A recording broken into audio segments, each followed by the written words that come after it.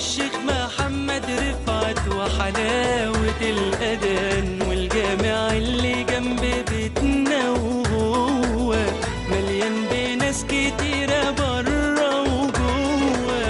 الجامع اللي جنب بيتنا وهو مليان بناس كتيرة برا وجوا، ولمة العيلة وعيلة العيلة وسحورنا مع بعض كل ليلة. طعم البلح والتمر هندي والكنافة خير وبركة أيام جميلة. رمضان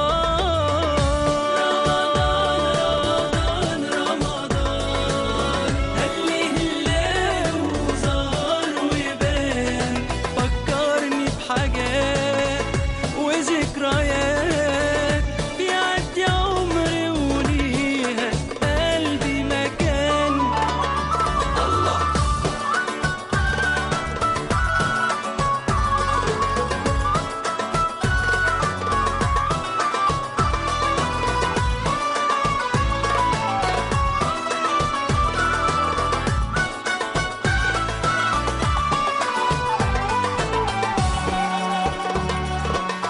جت على بالي صلاة الفجر حاضر وصوت النقشبندي في التواشي، سبحة أبويا فرحة أمي ودموعنا صلاة التراويح، وحاجات لا يمكن تتنسي بأمانة.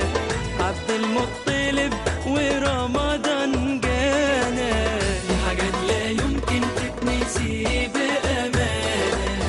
عبد المطلب